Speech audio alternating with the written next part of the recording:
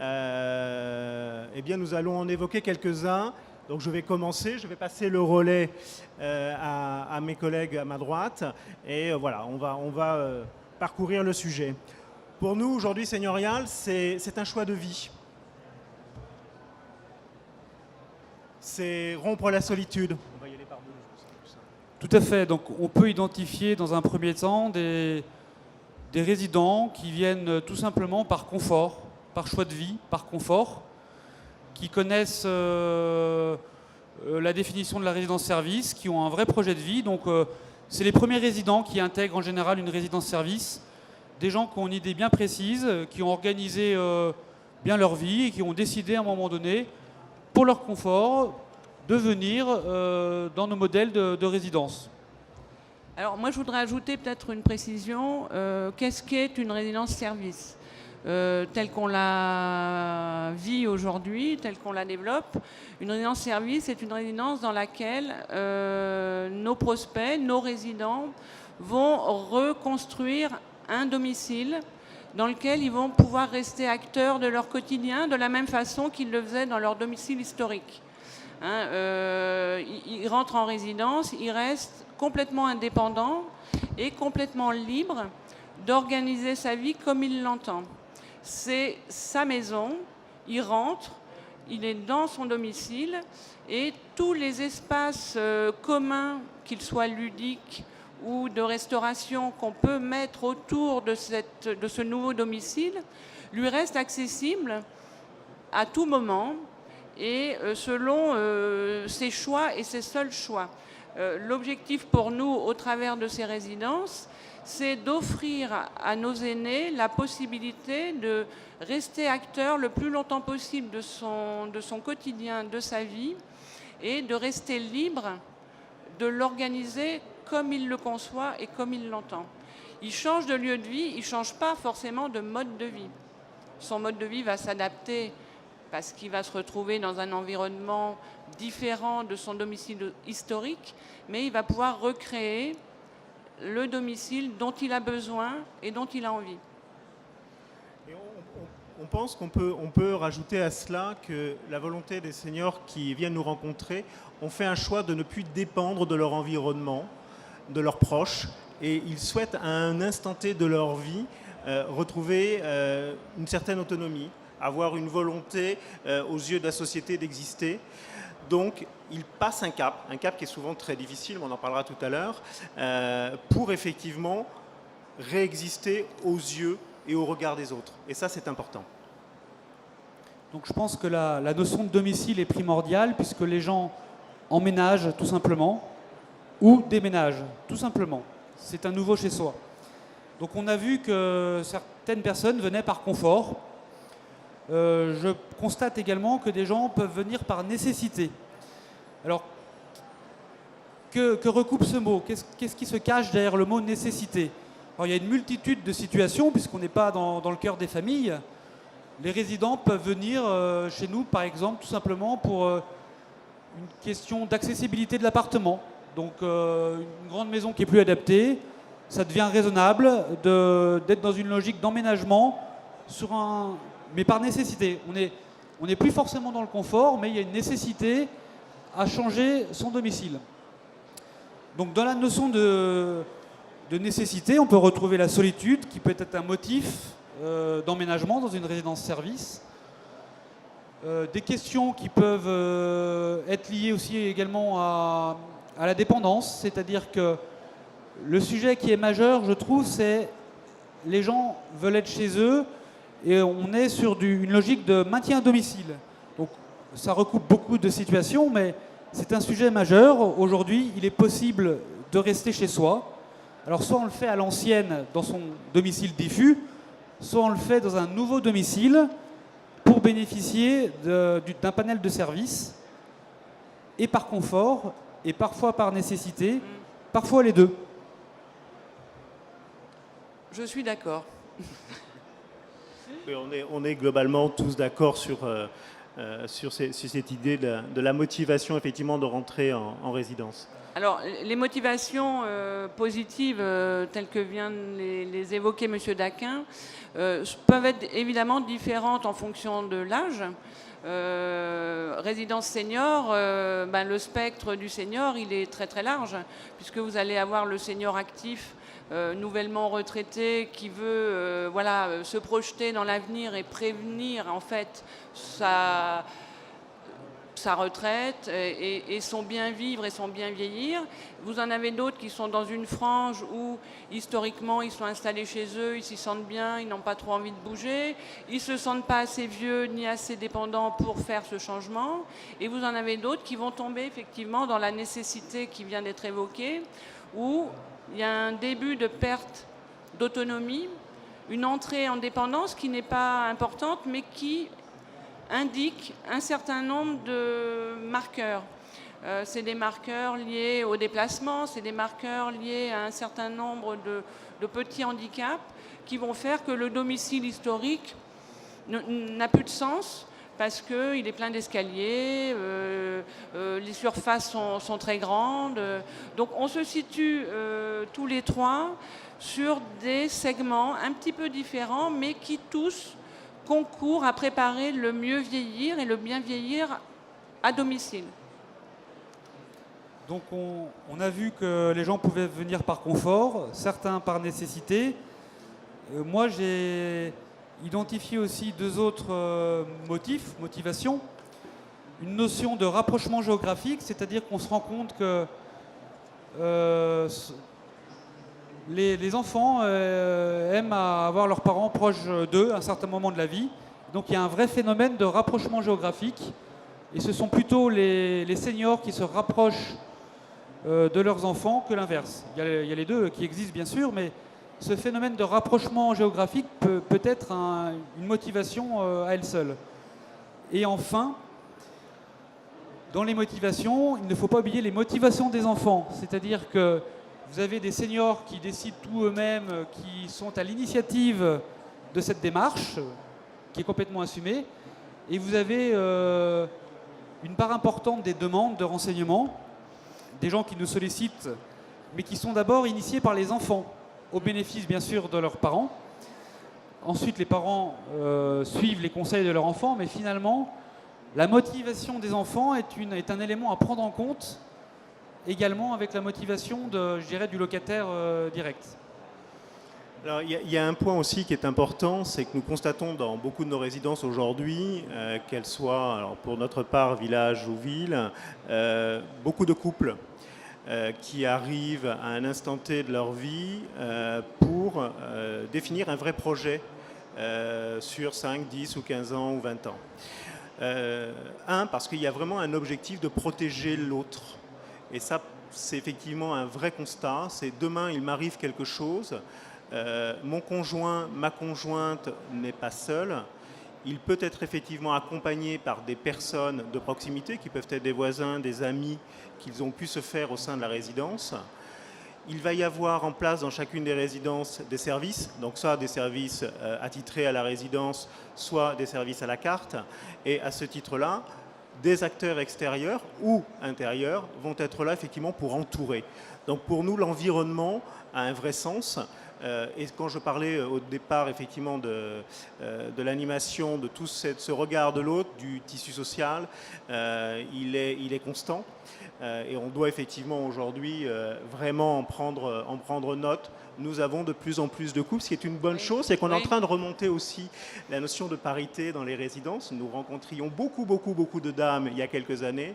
Aujourd'hui, nous avons de plus en plus de messieurs qui arrivent en résidence et qui sont très souvent très acteurs dans le cadre de l'animation, parce que l'animation, c'est aussi une des motivations de la venue dans nos résidences, c'est qu'on va pouvoir s'occuper, on va pouvoir avoir une vie sociale. Je répète souvent la même chose, mais je pense que tout tourne aujourd'hui autour de cela. Il n'y a rien de pire qu'une rupture sociale pour à un moment donné être obligé de partir très souvent dans le lieu où ils n'ont pas envie d'aller, c'est-à-dire le monde du médico-social. Donc voilà, donc ça fait partie effectivement des motivations qui, pareil, nous rapprochent sans problème. Alors, pour rebondir sur ce qui vient d'être dit, je pense qu'une des motivations également de nos aînés à rejoindre les résidences services seniors, c'est que souvent elles sont implantées au cœur des villes et donc ça leur permet de retrouver une mobilité que parfois ils ont pu perdre. Pourquoi? Parce qu'ils n'ont plus de voiture. Souvent, leurs enfants souhaitent qu'ils arrêtent de conduire. Donc, ils se retrouvent en fait coupés de cette mobilité qui leur permet à eux de garder ce lien social et de garder cette convivialité avec leurs amis, avec les commerçants de proximité ou d'autres acteurs de leur quotidien. De rejoindre une résidence-service telles qu'elles sont implantées aujourd'hui, très souvent au cœur des choses, leur permet de retrouver l'indépendance, de faire par eux-mêmes un certain nombre d'actes de la vie quotidienne vers l'extérieur qu'ils ne faisaient plus parce que on ne peut pas aller faire ses courses de la semaine sans avoir une voiture, donc on est obligé de solliciter le fils, la fille, la voisine. Et là, ils retrouvent le plaisir de pouvoir refaire de façon autonome ces gestes de la vie quotidienne qui restent un plaisir puisqu'on sort et on va vers l'autre. Donc, je rebondis sur la convivialité dont parlait M. Caillot à l'instant. C'est vraiment quelque chose qui est au cœur de leurs préoccupations, de retrouver ce lien social et de retrouver l'échange avec l'autre. Alors, ils vont le retrouver à l'extérieur, mais ils vont également le retrouver à l'intérieur de la résidence, autour d'un certain nombre d'espaces communs qu'ils vont partager ensemble. C'est la salle de restauration, la salle d'animation, le salon. Parfois, ils vont pouvoir recevoir leur famille également. Ça, c'est très important, c'est leur domicile. Donc, ils vont pouvoir sortir, rentrer, recevoir qui ils veulent, quand ils veulent. Donc ça, c'est vraiment quelque chose qui va leur permettre à tous de renouer avec quelque chose que peut-être pour certains, ils avaient perdu. Alors, tout à fait. Alors, on a souvent des questions étonnantes de la part de nos clients, de nos résidents ou même des gens qui demandent des informations. Il est intéressant de tout voir en fait sous le prisme du domicile. Donc, je vous donne des questions, des exemples. On peut avoir des gens, alors avant de nous demander combien ça coûte, on vous pose souvent la première question: est-ce que je peux venir avec mon animal de compagnie? Alors on se regarde, on se dit bien sûr, vous êtes chez vous, tout simplement. Ou est-ce que mes enfants peuvent venir loger chez moi? Oui, je vous confirme, vous avez un vrai appartement. Et donc, si vous voyez tout sous le prisme du domicile, vous réglez toute une partie de problématiques qui semblaient insolubles, mais en fait, c'est aux gens de s'approprier, c'est dans la tête que ça se passe. Les gens recréent un domicile, alors bien sûr, tout est facilité parce que tout est sur place, mais cette liberté, elle est fondamentale.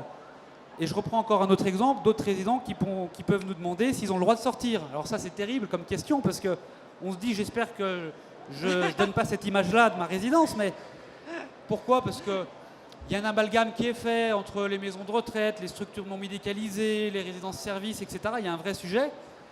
Donc, il faut tout voir sous le prisme du domicile, il faut que tout le monde soit raisonnable, mais le résident est chez lui, tout simplement. Donc, c'est assez étonnant. On a des questions très étonnantes et bien sûr que tout est possible et que les gens viennent pour ça, pour ce service et cette sécurité.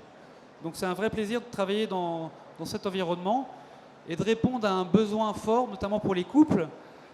Voilà, on est un petit peu une troisième voie, je pense. On est une offre alternative, complémentaire à toutes les offres qui pouvaient exister dans le canal historique, tout simplement. Alors pour compléter, on a constaté sous ce régime de la copropriété, parce que très souvent beaucoup de résidences seniors ou résidences seniors services sont des copropriétés, on y a installé des chambres d'hôtes. Ça veut dire quoi? Ça veut dire que je suis ami, famille, je peux venir dormir une nuit, 2 nuits, 3 nuits. Je suis proche de mon familial qui lui-même n'a qu'un T1 ou un T2. Ce ne soit pas péjoratif, bien sûr, mais je ne peux pas forcément recevoir toute une famille. On va mettre à disposition un grand salon-club ou un clubhouse où on va avoir une cuisine. Les personnes vont pouvoir venir prendre le café ensemble le matin, échanger, lire le journal ensemble, se chahuter, danser, s'amuser. C'est un lieu de vie. C'est une continuité de leur appartement. C'est-à-dire que quand on présente les lieux de vie, on leur dit voilà, vous avez votre lieu privé et vous avez votre espace commun. Et cet espace commun, bien sûr, est régi à quelques règles de bien vivre, mais néanmoins, on peut y faire moult choses. On peut y manger, bien sûr, ensemble, à condition que ce soit festif et à thématique. On peut effectivement y danser, on peut y jouer, on peut y échanger, on peut y organiser des réunions. Il y a vraiment une vraie volonté, à un moment donné, de faire vivre ces espaces. Ce qui est important aussi, c'est qu'on a voulu, les uns et les autres, réfléchir à des thématiques dans nos salons clubs et dans nos clubhouse. C'est-à-dire qu'on n'est pas forcément, et souvent l'image qu'on peut avoir de beaucoup d'établissements, c'est le côté mobilier 30e siècle, où on s'y perd un peu, parce qu'on a 70 ans, on doit avoir du mobilier du même âge. Alors il y en a certains qui sont très bien, mais à côté de ça, aujourd'hui, on crée des salons-clubs, on crée des espaces qui sont des espaces extrêmement modernes, qui sont effectivement à l'image de ce que notre contemporain. Donc ils ont souvent cette satisfaction de dire, ben là c'est chez moi, t'as vu, c'est mon salon-club. Ok, ah oui, là il y a des meubles modernes, et ils arrivent chez eux, et très souvent, entre ce qu'ils étaient avant et ce qu'ils souhaitent devenir, eh bien, on a vu des tables rases, c'est-à-dire qu'on a vu des camions de chez Roche et Beaubois arriver dans les résidences, et ils ont complètement refait leur appartement. Et ça, c'est super sympa, ça veut dire qu'à un moment donné, ils se créent presque une nouvelle vie. C'est-à-dire qu'ils ont été étudiants, pour certains, ils ont effectivement eu leur vie d'adulte, et ils ont leur troisième vie, où là, effectivement, ils vont réapprendre à vivre différemment de ce qu'ils ont pu vivre pendant 20 ans, 30 ans, 40 ans, alors seuls ou en couple, mais ils se donnent effectivement une vraie dynamique et une nouvelle dynamique de vie. Et ça, je pense que c'est une vraie motivation et un élément que nous faisons passer en permanence, c'est qu'encore une fois, une résidence service, une résidence senior, c'est pas un lieu de... Alors, je vais être très dur, hein, c'est pas un lieu de mort, c'est un lieu de vie. C'est une résidence où on doit vivre. Et ça, pour nous, c'est le sens propre de notre métier au quotidien. Donc on a vu, il y a beaucoup d'éléments de motivation divers et variés. On va peut-être pouvoir vous parler maintenant des freins, puisqu'ils existent. Il y en a quelques-uns, oui. Est-ce que sur les motivations, sur ce qu'on a évoqué, vous avez des questions?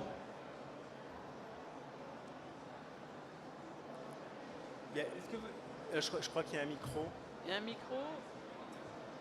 Je sais pas. Est-ce que monsieur le technicien... Il y a un micro qui va arriver là. Merci.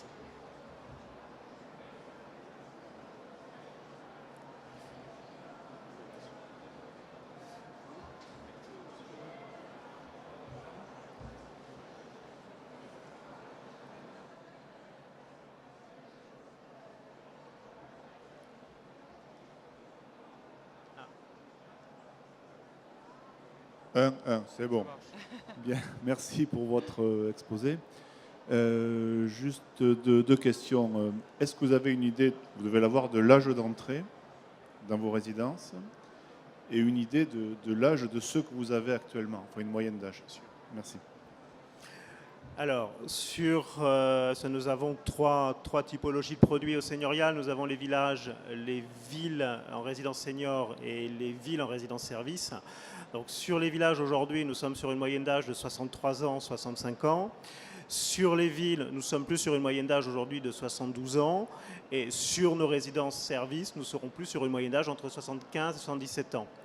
Alors, c'est vrai que si je vous parle de la moyenne d'âge dans nos résidences villages, je vais dire c'est vrai et faux à la fois. Pourquoi? Parce que nos premiers sites ont ouvert il y a plus de 12 ans. Donc, vous imaginez bien que chacun a pris un petit peu d'âge et que si nous, effectivement, nous avons une moyenne aujourd'hui d'un peu plus de 68 ans, 70 ans sur nos résidences en général. Voilà. Donc, ce qui implique effectivement une réflexion au quotidien hein, sur la dynamique, sur l'accompagnement et puis cette notion aussi de réseau de proximité. Alors, pour mémoire, la loi dit 60 ans pour être senior. C'est-à-dire que c'est quand même normé. Alors, c'est une loi qui date un petit peu. Concernant les girondières, on est sur une moyenne d'âge qui va être plutôt aux alentours de 80 ans. Mais c'est intéressant parce que vous voyez bien que dans l'univers des résidences-services, vous avez tout un prisme et vous avez un choix qui est divers et varié. Mais on est plutôt sur une moyenne d'âge aux alentours de 80 ans. Alors bien sûr, il y a des jeunes seniors, mais la moyenne, voilà. Alors pour ce qui concerne les jardins d'Arcadie, on est sur une moyenne de 80 également. Parfois un petit peu plus, parfois un petit peu moins, en fonction des résidences, de leur implantation, en fonction de la région aussi dans laquelle on peut être implanté. Globalement, oui, je crois qu'on est sur 80, 82. C'est une moyenne d'âge en fait assez élevée parce que le bien vieillir s'est inscrit dans les gènes de tout à chacun depuis quelques années déjà, et qu'on se rend compte que nos aînés veulent vivre et bien vieillir chez eux le plus longtemps possible, et ils vivent de mieux en mieux et de plus en plus vieux. Donc du coup, cette décision parfois de venir dans une résidence-service senior peut apparaître assez tardivement. Ce qui fait qu'on a effectivement des moyennes d'âge qui sont relativement élevées aujourd'hui dans ce public qu'on accueille en résidence-service senior. Moi, je rajouterais que les gens qui viennent par confort auraient tendance à être plutôt seniors jeunes, si vous me permettez l'expression. Voilà. Et les gens qui viennent par nécessité, on est plutôt sur des gens un peu plus âgés. Il y a toute une maturation à faire dans leur esprit de changer de domicile. Cette maturation, elle se fait de plus en plus rapidement si un incident de la vie les amène à se poser, à faire un point d'arrêt et à se dire, ben voilà, j'ai chuté, je me suis blessé, j'ai mis un temps important à récupérer, il est peut-être temps que je passe à ma nouvelle vie dans une structure qui va me permettre d'être plus sécurisée, plus entourée, acteur de mon quotidien, mais pouvant faire appel à une ressource humaine qui va m'aider à mieux vieillir. Mais c'est souvent un incident de la vie qui va déclencher la prise de décision. Souvent, ce sont des personnes qui font un petit peu leur marché, comme nous tous. On va voir chez Pierre, chez Paul, chez Jacques. Et le jour où l'incident survient, même s'il n'est pas très grave, là, la prise de conscience est plus aiguë. Et donc, la personne va prendre une décision. Mais voilà. C'est un processus qui est souvent assez long. Donc, vous avez des gens qui également anticipent, comme dans la vraie vie, puis des gens qui n'anticipent pas. Donc, on a toujours cette dualité entre les gens qui viennent par confort, j'anticipe, c'est mon choix, et d'autres, j'ai pas anticipé, ça m'intéresse parce que je peux plus rester chez moi. Voilà. Je dirais que la notion d'habitat est importante. Aujourd'hui, un 4e étage sans ascenseur, ça devient une difficulté pour un senior. C'est aussi, et je le disais au début, ça devient une rupture sociale et c'est une vraie mise en danger. Et quand on connaît la notion d'individualisme aujourd'hui, la notion de voisinage, en tout cas en copropriété type classique, n'existe pas forcément, ce qui n'est pas le cas dans une résidence senior ou résidence service. Donc oui, il y a des prises de position à un moment donné dans l'urgence, mais qui sont aussi à 6 mois ou 1 an anticipées, le temps qu'on puisse à un moment donné s'occuper de ses biens et passer à autre chose. Voilà. Alors on va vous parler des freins maintenant. Il y en a quelques-uns. Il y en a quelques-uns. Et en fait, il n'y a pas de sujet tabou parce que les gens ont une image de cherté de la solution. Mais après, ça se décortique. Et moi, je dis souvent à des résidents, un résident qui ne viendrait pas pour une question de prix, je respecte tout à fait cette problématique, j'en ai très peu en fait. Par contre, je leur dis, en fait, si la solution ne vous plaît pas, je vous invite à le faire de vous-même, c'est-à-dire qu'on peut de soi-même trouver un appartement adapté de plein pied, passer par une agence immobilière traditionnelle, adapter son logement avec un ascenseur adapté tel qu'on les voit dans les publicités de grand public, installer une baignoire adaptée, etc.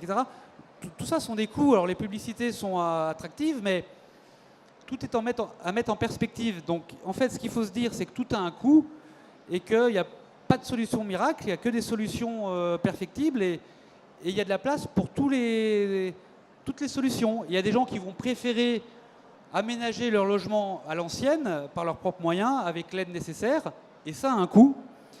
D'autres qui vont préférer utiliser le modèle de la résidence-service et ça a un coût. Et puis d'autres faire autre chose. Mais il n'y a pas de sujet tabou, tout a un coût, on est en 2015 et il faut expliquer les prestations et quel est le besoin du client. Et est-ce que la solution que je lui apporte correspond à ses besoins? Tout simplement. Donc pour les freins, je vous repasse la main. Merci. Alors, je pense qu'un des premiers freins, et qui est très humain, c'est la perte des points de repère. On vit dans un lieu, on se marie dans un lieu, on élève ses enfants dans un lieu, on a son environnement. L'un ou l'autre décède. On a sa vie, on a créé sa vie pendant 20 ans, 30 ans, 40 ans. C'est une génération qui ne bougeait pas beaucoup, en tout cas nos seniors actuels. Alors, les seniors qui arriveront vers nous d'ici une dizaine d'années auront subi quelques mutations ou déplacements professionnels, donc la notion d'habitat n'aura pas forcément le même sens. En tout état de cause, aujourd'hui, on le constate.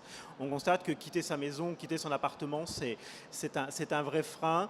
C'est pour cela qu'il est important en face que nous puissions proposer une offre d'appartement ou de maison qui soit adaptable, et c'est le cas aujourd'hui dans le cas de la Silver Economy. Les seigneuriales ont travaillé sur un projet d'appartement adapté et adaptable. Donc il est important à un moment donné que nous ne soyons plus effectivement les faiseurs, mais que ce soit les résidents qui nous obligent à penser ces freins et à réfléchir avec eux à ce que demain, effectivement, ça devienne d'un frein, on passe à une vraie motivation. Alors, il y a un frein qui est très identifié encore à l'heure actuelle. En fait, c'est la méconnaissance de ce qu'est une résidence-service et une assimilation. Alors, c'est un peu une image d'Épinal, mais très souvent, nos visiteurs viennent un petit peu dubitatifs à nous, parce que comme ils méconnaissent le produit, ils l'assimilent à une maison de retraite ou à un logement foyer, qui sont porteurs, malheureusement, parce qu'il s'y passe des choses très bien dans ces établissements, mais qui sont porteurs d'une image un petit peu négative, un petit peu péjorative. Et aujourd'hui, c'est ce qu'on disait à l'instant, on accueille des personnes qui ont une moyenne d'âge assez élevée et qui ont toute leur vie connu cette image un peu noire de la maison de retraite, parce que c'est pas, leurs parents y sont passés, leurs arrière-grands-parents éventuellement. Et donc on a encore aujourd'hui une appréhension de la personne âgée à venir vers nous, parce qu'il y a cette assimilation, cette espèce de mélange d'images qui fait que on n'est pas reconnu pour les qualités de la résidence-service.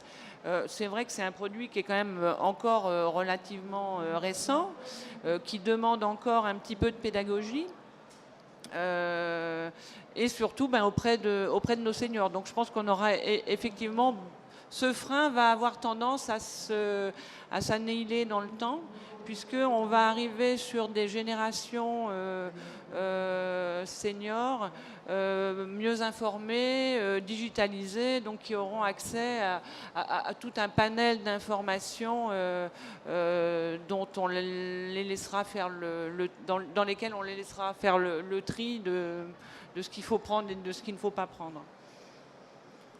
Donc moi, je vais vous parler un petit peu de la tarification, qui peut être un frein, mais qui n'est qu'un préjugé, puisque si vous prenez un prisme assez large, je dirais le ticket d'entrée dans une résidence-service, quel que soit l'exploitant, peut aller pour un studio meublé avec un paquet de services. Je laisse mes collègues me contredire si c'est pas ça, mais c'est entre 500 et, par exemple pour un studio, c'est entre 500 € par mois et 900 000 €. Donc ça, c'est le ticket d'entrée. Mais vous voyez bien qu'il y a une différence, puisque les produits sont différents, les résidences sont différentes, et les services peuvent être différents. Donc il y a le choix. Mais si vous êtes dans une solution avec un ticket d'entrée à 500 €, on n'est plus sur du haut de gamme. Il y a un ticket d'entrée, mais qu'est-ce que le haut de gamme? Et effectivement, à partir du moment où les gens ont la liberté de consommer en fonction de leurs besoins et ou de leurs moyens, je prends souvent l'exemple du restaurant. Moi-même, je n'ai pas les moyens d'aller au restaurant tous les jours. Si j'y allais, ça aurait un coût. Aujourd'hui, voilà, j'ai intégré qu'aller au restaurant, c'était une quinzaine d'euros par jour. J'ai fait le choix de ne pas y aller tous les jours pour des questions financières. Mais peut-être que quand j'aurai 70 ans ou 80 ans, ça sera un choix assumé et que j'assumerai totalement cette décision. Mais encore une fois, tout a un coût, mais laissons la liberté aux gens de consommer en fonction de leurs besoins. Il y a un ticket d'entrée. Mais à 500 € le ticket d'entrée, on n'est plus sur quelque chose de cher à proprement parler, puisque avec les services proposés. Alors, C'est vrai que très souvent, dans les freins, il y a cette image que la résidence senior, et je vous rejoins tous les deux, cette image que peut avoir la résidence senior du CSP++. C'est-à-dire qu'on va dans une résidence senior parce qu'on a beaucoup d'argent. Aujourd'hui, quand on fait nos statistiques nationales, on se rend compte que bon, la retraite aujourd'hui est une moyenne de 1300 et quelques euros maximum, mais que nous avons beaucoup de nos occupants qui ont une moyenne de 800 euros de revenus. Donc déjà, ça veut dire effectivement que le calcul que nous pouvons effectuer pour une entrée en résidence va être différent qu'un actif à qui on va demander 3 fois son revenu. C'est une évidence. On va parler plus chez nous de reste à vivre que de multiplicateur. Ça veut dire que, encore une fois, quand on est effectivement sur une entrée de gamme à 550, 600, 650, on peut avoir une notion, de qualité d'habitat. C'est très clair, avec un habitat adapté senior qui va être PMR, qui va être totalement adapté avec des espaces communs. Donc, il faut passer ces messages qui sont très importants parce qu'on a encore une fois cette image de dire si je loue un T3 dans une résidence, ça va me coûter très cher. Les charges vont être très chères. C'est-à-dire qu'aujourd'hui, quand on parle effectivement de copropriété, on parle obligatoirement, et pour ceux qui sont en copropriété le savent, de charges. Mais qu'est-ce qu'il y a dans ce poste de charge? Dans ces charges, il va y avoir bien sûr toutes les charges liées à une copropriété, mais il va y avoir aussi, en fonction du statut juridique de la résidence, des redevances qui vont permettre effectivement de payer des collaborateurs ou offrir des services à l'ensemble des résidents. Donc voilà, donc il faut prendre cas par cas, et je pense qu'il est important aujourd'hui de passer le message en disant une résidence senior, une résidence service, ce n'est pas uniquement dédié à des gens qui gagnent 5 000, 6 000, 7 000 ou 10 000 euros par mois. Ça, ce n'est pas vrai, et on peut le justifier et le prouver au quotidien. Si effectivement vous passez dans nos résidences, vous pourrez le constater, vous avez des gens de tous niveaux sociaux, professionnels et culturels, et c'est ce qui fait au contraire la richesse aujourd'hui de nos résidences, c'est le mélange de toutes les populations qui font que chacun apporte à chacun et que globalement il n'y a pas de tabou d'argent. Et ça, c'est important. Alors je pense que cette impression de cherté, elle est aussi liée aux résidences que l'on propose, parce que, ben, évidemment, c'est un produit relativement récent, qui doit avoir une quinzaine d'années, mais tous les nouveaux établissements que l'on propose à nos aînés aujourd'hui sont des bâtiments équipés des toutes dernières technologies en termes d'isolation, enfin, architecturalement parlant, elles s'inscrivent dans la modernité, donc elles offrent une image un petit peu de luxe et de standing, mais c'est juste une apparence, et souvent ils s'arrêtent à cette apparence-là. Et c'est vrai que pour aller un peu plus loin que nos clients, même dans l'environnement dans lequel on se trouve, dans une ville donnée, les personnes qui ne sont pas forcément encore intéressées par le sujet se disent « Ah non, non, mais on ne va pas les voir parce que ça a l'air d'être très très cher ». Tout ça parce que l'enveloppe extérieure donne cette impression.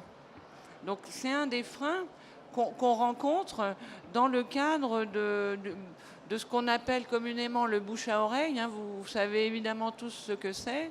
Et ce bouche à oreille-là, c'est pour nous tous, je pense, autour de cette table, c'est le meilleur vecteur de faire venir à nous des personnes. Mais on se rend compte que ça peut être aussi le meilleur vecteur de ne pas les faire venir à nous.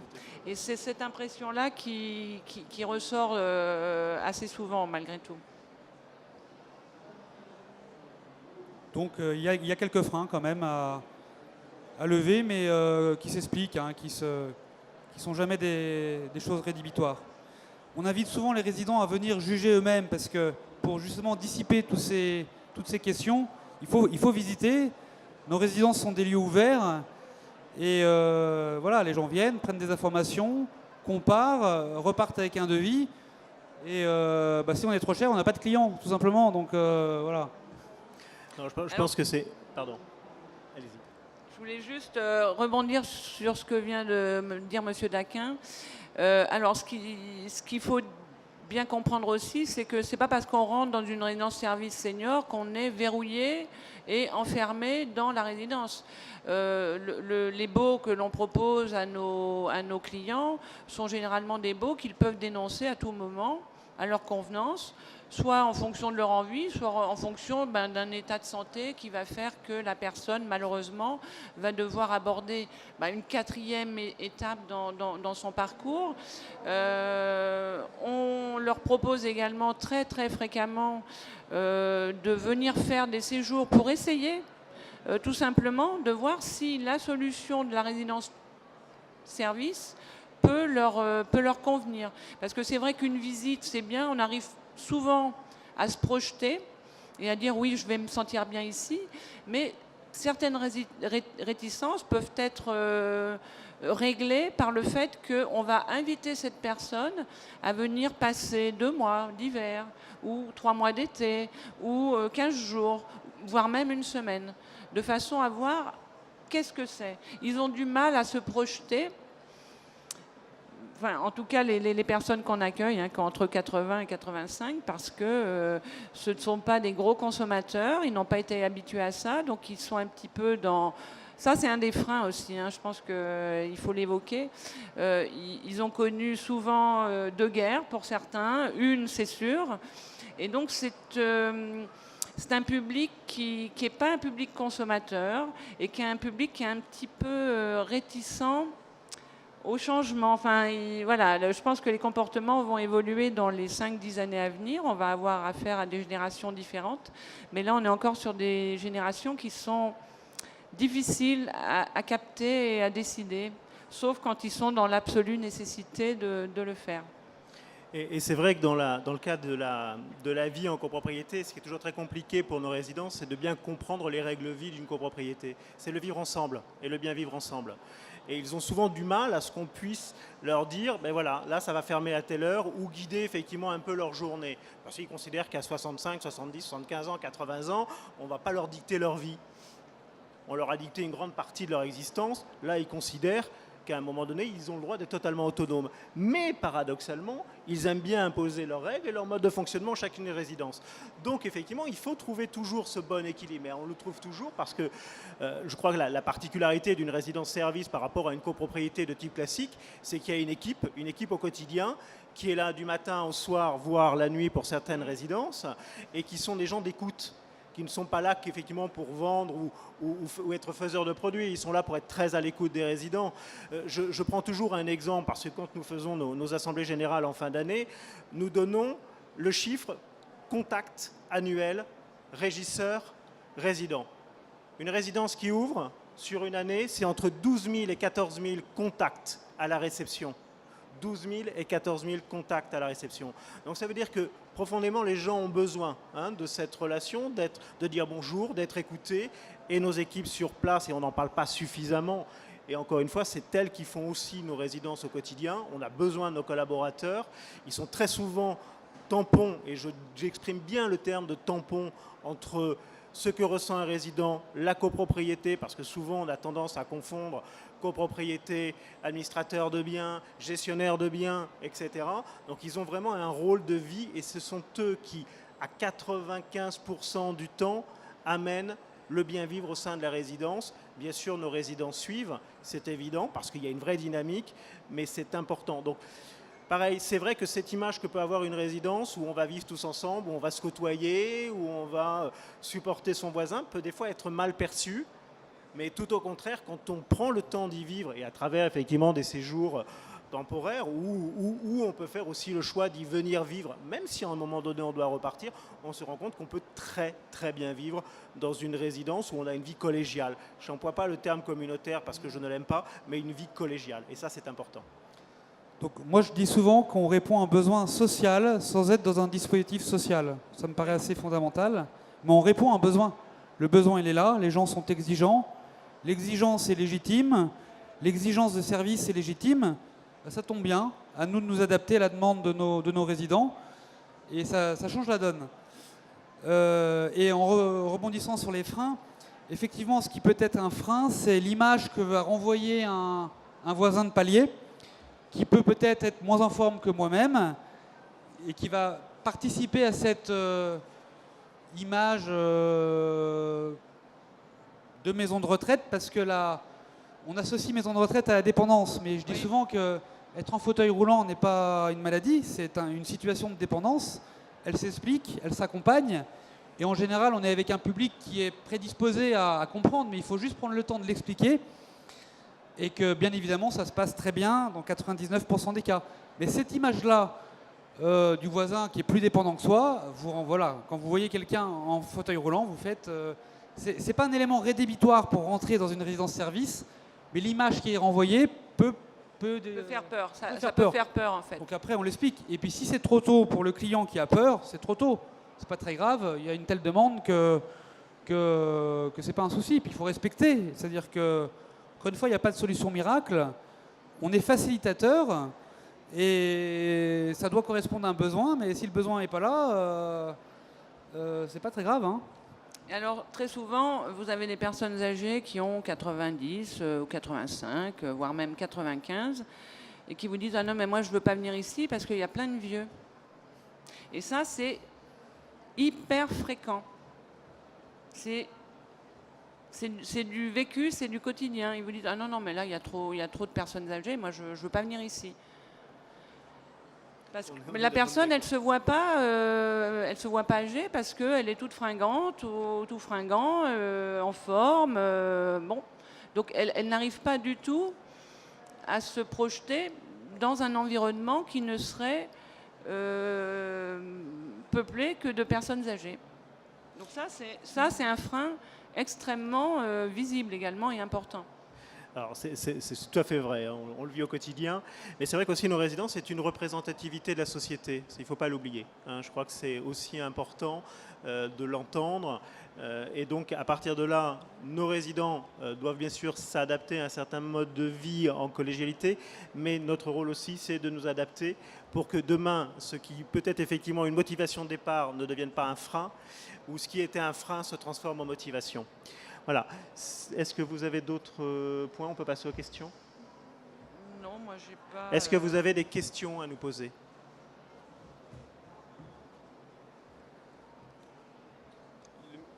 Madame.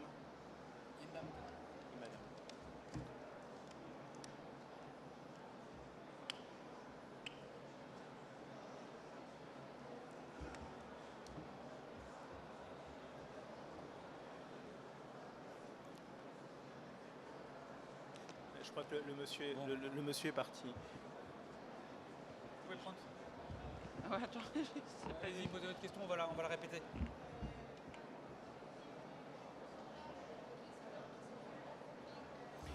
Alors, Je vais reprendre la question. Madame pose la question du pourcentage de résidents qui sont propriétaires de leur appartement. Alors, sur les 3 typologies de produits que nous avons aujourd'hui, sur les villages, nous avons 80% de propriétaires, 20% de locataires. Sur les villes, nous sommes à 80% d'investisseurs, 20% de propriétaires. Et sur les résidences-services, parce que nous avons une particularité, nous sommes sur des tri-produits, où nous avons plus de 70% d'investisseurs en LMNP, donc meublés, et 10% en investisseurs classiques. Et nous restons toujours sur une base de 20%, 15 à 20% de propriétaires occupants.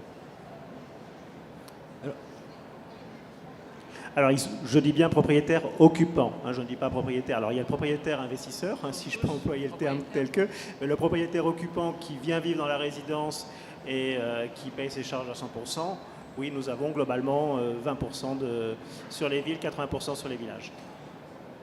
Alors, chez Résid Études, 100% des résidents sont locataires en fait. Les propriétaires sont des investisseurs. Le groupe gère 24 000 appartements, mais pas uniquement dans des résidences-services pour seniors, dans d'autres types de résidences-services. Donc vous voyez qu'il y a des différences en fonction des exploitants.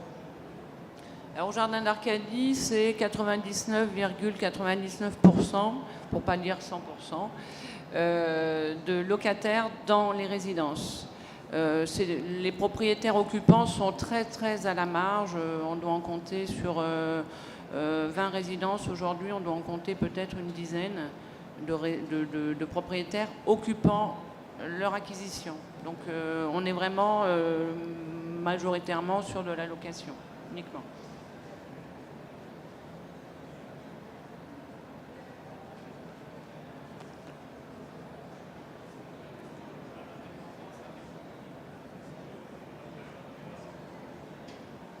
Donc, la question est, quand la dépendance arrive, faisons-nous appel à l'APA, c'est ça?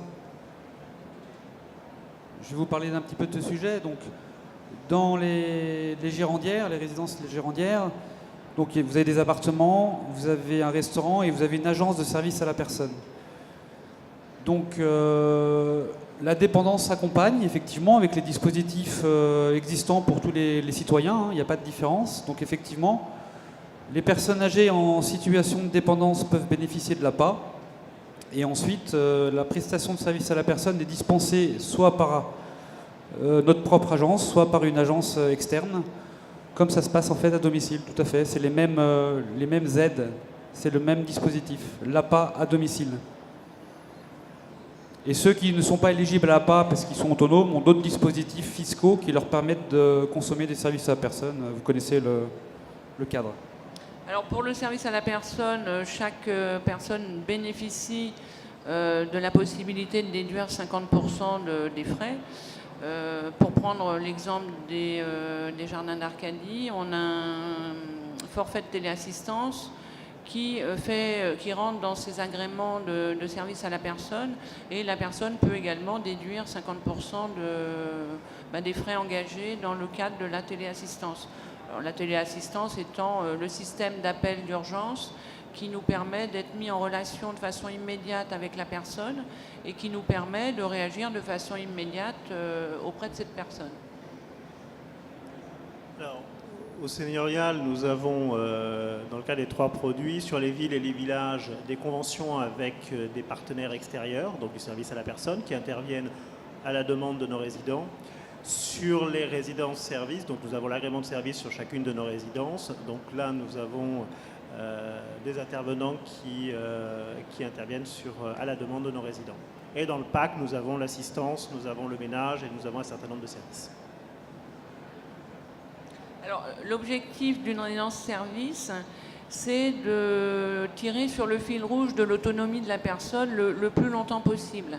Comme on l'a évoqué tout à l'heure, des personnes qui sont rentrées il y a 5 ans ou il y a 10 ans dans une résidence-service senior, on accompagne son quotidien, on accompagne son bien vieillir et on accompagne également sa perte d'autonomie. Alors, jusqu'à quel moment on peut rester en résidence-service senior ? La question se pose. La réponse est assez claire. Jusqu'au bout, autant que faire se peut.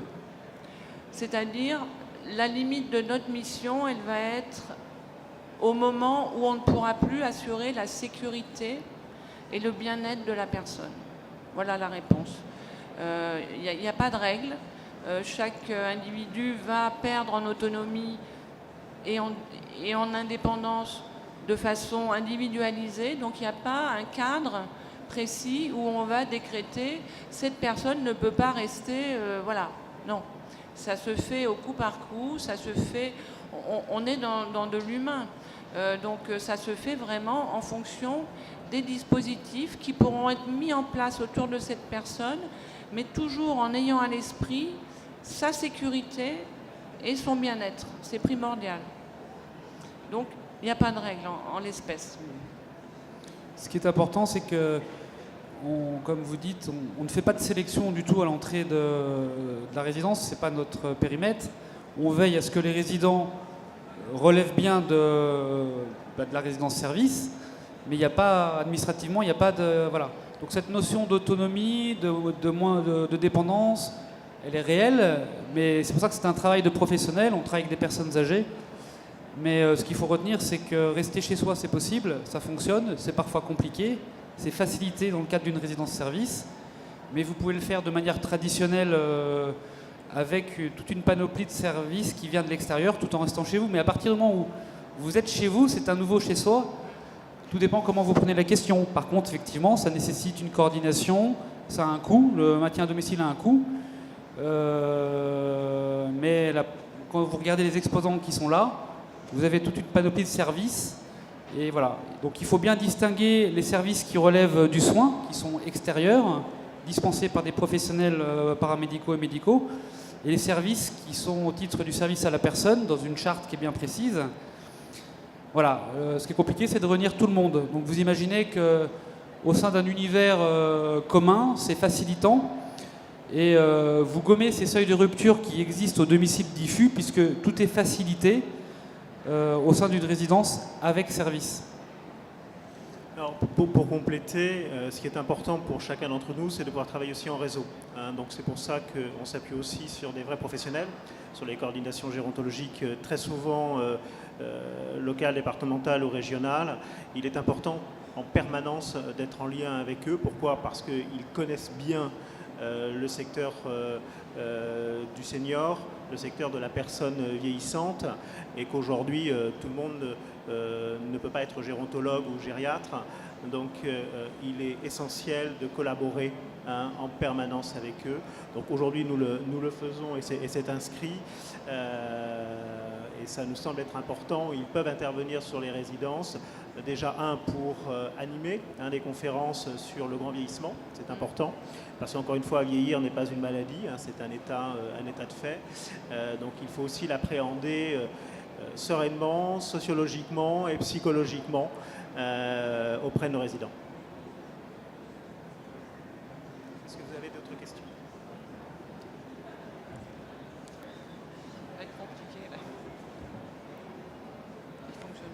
Bonjour. Bonjour. J'avais une question par rapport au tarif. Donc le tarif que vous évoquiez entre 500 et 1000 euros pour un studio meublé. Alors j'imagine que ça inclut des formules de base. Quelles sont les dépenses moyennes des résidents pour les services qui sont proposés? En plus, vous parliez des agents de service à la personne. Est-ce que, j'imagine que quand c'est extérieur, c'est pas inclus dans la formule de base. Qu'est-ce que les résidents dépensent en moyenne? Est-ce que c'est un frein, finalement, d'avoir accès tous au même service? Est-ce que ça peut être un frein et qu'est-ce que ça représente? Alors, comme les gens sont réellement chez eux, c'est des informations qui sont parfois délicates, puisque un résident qui fait appel à des services extérieurs, nous n'avons pas forcément la connaissance de ce qu'il consomme, puisqu'il soit il utilise des services en interne. Le prisme est large, puisque les besoins sont tous différents. Donc vous avez des gens qui viennent dans nos résidences et qui ne consomment pas de services puisqu'ils préfèrent cuisiner eux-mêmes et faire tout eux-mêmes.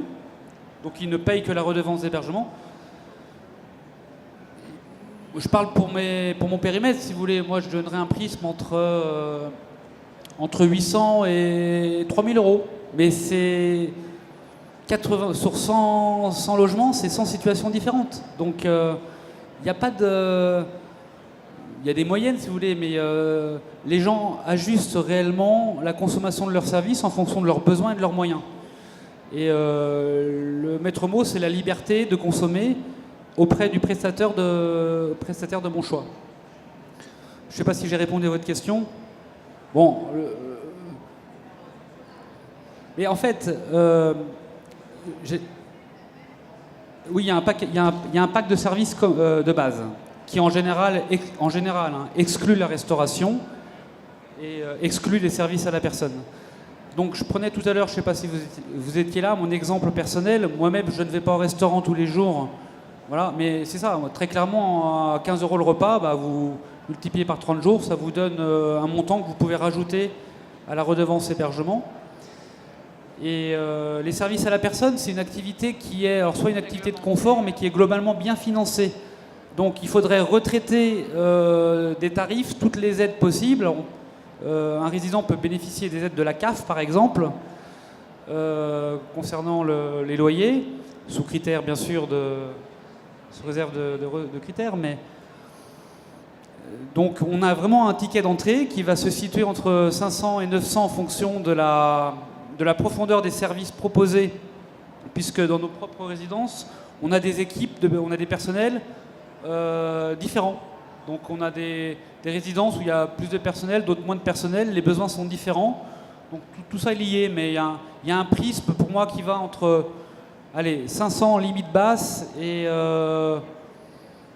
ça peut aller loin pour des services de qualité.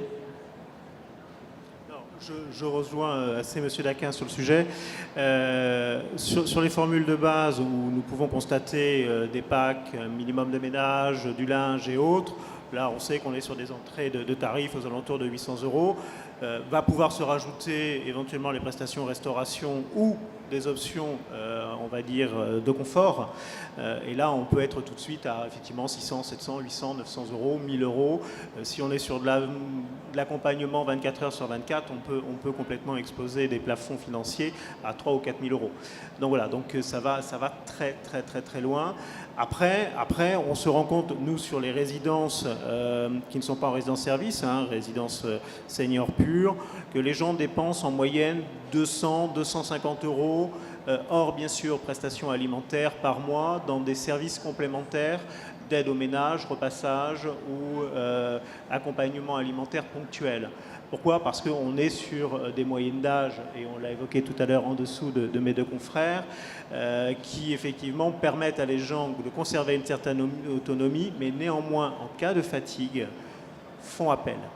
Donc voilà, donc on a fait aujourd'hui, on a quelques moyennes, on est aux alentours de 100, 250 euros. Et je ne parle pas bien sûr après de tous les services d'animation et autres qui peuvent être amenés à prendre en complément. J'ai rien de plus à ajouter, sauf à rebondir sur la mixité dont on parlait tout à l'heure, et que de donner un panier moyen mensuel, c'est pour nous très très compliqué, parce qu'on accueille des personnes qui ont des revenus assez modestes, dont on essaye d'ailleurs d'orienter les choix sur l'appartement qui financièrement va au mieux leur convenir. Ce qui est important, c'est que leur reste à vivre soit suffisant. D'abord parce que ça ne sert à rien d'avoir une Rolls si on ne peut pas mettre d'essence dedans. Donc pourquoi avoir un 2 pièces alors qu'on ne va pas pouvoir financer derrière son quotidien et sa vie de tous les jours. Et surtout, comment est-ce qu'on pourrait, dans ces cas de figure, financer une perte d'autonomie. Donc il faut qu'on leur fasse prendre du recul par rapport à une décision. Et aujourd'hui, on choisit d'ouvrir le spectre des personnes qui peuvent accéder à la résidence-service senior. Et donc, oui, effectivement, on commence à 500 euros, on finit à 2000. Mais de cette manière, on ouvre nos portes à un nombre plus important de personnes. Donc, le panier moyen, ensuite, est vraiment extrêmement variable. C'est difficile à évaluer de façon concrète. Et puis le panier moyen va dépendre aussi de la typologie des logements que vous proposez. Il y a des résidences qui ont beaucoup de studios, d'autres des 2 pièces. C'est des calculs un peu compliqués. Mais on est, pour rebondir sur ce qu'on disait tout à l'heure, on n'est pas vraiment sur un positionnement haut de gamme. On est sur un positionnement de service. Plus je consomme de services, plus ces services sont un coût, mais qui sont totalement cohérents par rapport au coût du marché, puisque le résident a la liberté de comparer et de choisir et de changer, tout simplement.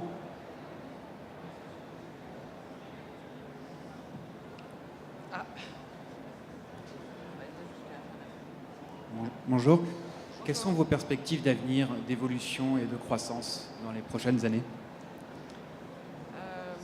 Alors, pour le groupe des Jardins d'Arcadie, les perspectives de croissance sont importantes. Sur 2016, on a un petit développement. On va ouvrir 4 établissements en France. Un à Metz, un à Anglette, un à Avignon et un à Laval. Donc on fait un peu le tour de France. Et on va avoir un développement assez rapide à partir de 2017 et 2018. On envisage d'ouvrir environ entre 5 et 10 établissements par an.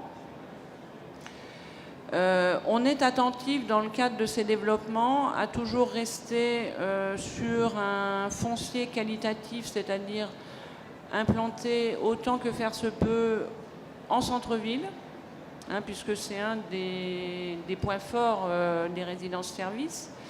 Et on est également attentif, dans le cadre de ces développements futurs, à être au plus proche des besoins des personnes âgées, donc être au plus proche des retours terrain qui nous sont au quotidien remontés par nos directeurs d'exploitation, enfin nos directeurs de résidence plus exactement, et d'essayer d'upgrader le produit au service de la personne âgée. Donc introduire de plus en plus, et en fonction des possibilités, des outils domotiques et autres qui vont permettre à nos aînés de mieux vivre, dans peu de temps, de pouvoir digitaliser leur quotidien de façon quasiment intégrale. Et donc, de suivre ce développement aussi en corrélation avec les générations futures qu'on va accueillir. Hein, c'est important de préparer cet avenir-là également.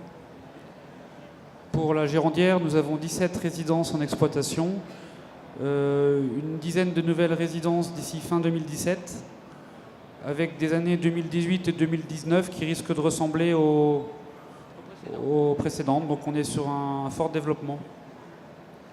Alors pour le seigneurial, aujourd'hui 50 résidences. Nous avons 7 résidences en ouverture l'année prochaine, dont notre première résidence en intergénérationnel.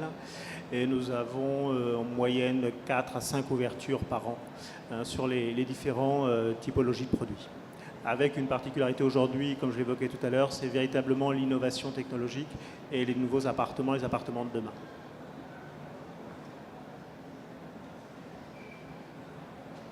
Oui, justement, je voulais poser ma question concernant les résidences intergénérationnelles, parce que de plus en plus, on s'aperçoit effectivement, je ne parle pas pour les seniors d'aujourd'hui de 80 ans, et que pour les seniors que nous sommes, enfin certains dans la salle, de plus en plus, il y aura des besoins au niveau intergénérationnel, et de plus en plus, les maires ou les responsables ou les élus sont de plus en plus à la recherche effectivement de ce genre de choses intergénérationnelles. Comment à un moment donné, on a des problèmes dans les services à la personne pour faire garder les enfants, et on a entre guillemets des seniors qui sont complètement encore actifs et qui peuvent tout à fait apporter, qui n'ont peut-être pas la chance d'avoir des petits-enfants, ou ils en ont, mais ils sont très très loin, et ils peuvent donner de leur temps. Donc justement, je trouve que ce serait bien que vous puissiez nous parler par rapport à ce projet.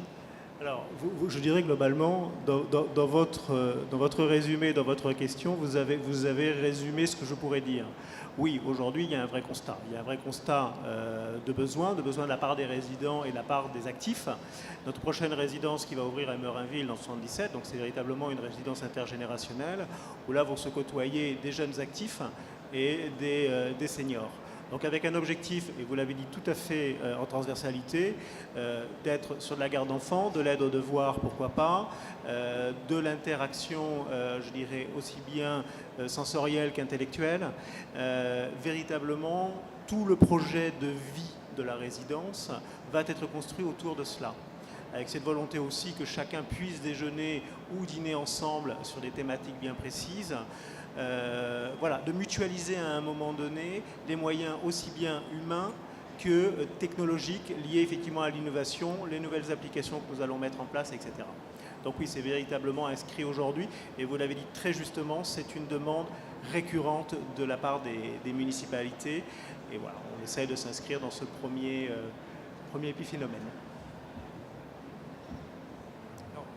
Chez Résidétudes, on gère beaucoup de résidences étudiantes.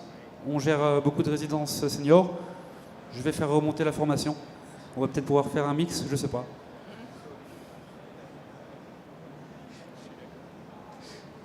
Moi, je n'ai pas de réponse à apporter. Je vais également faire remonter l'information. Mais pour l'instant, le groupe n'est pas dans ces logiques immédiates. En tout cas, sur les projets qui se feront jour dans les prochaines 3 ou 4 années. Je n'ai pas d'informations à ce sujet. Après, il y a aussi une question réglementaire par rapport au périmètre d'exploitation d'une résidence-service pour seniors. Aujourd'hui, il y a un cadre qui est très clair et qui indique un âge minimum. Après, voilà, ça peut évoluer aussi et faciliter ce genre d'initiative. Tout ça, ça bouge, tout ça est en mouvement. Avez-vous d'autres questions? Il est 13h30.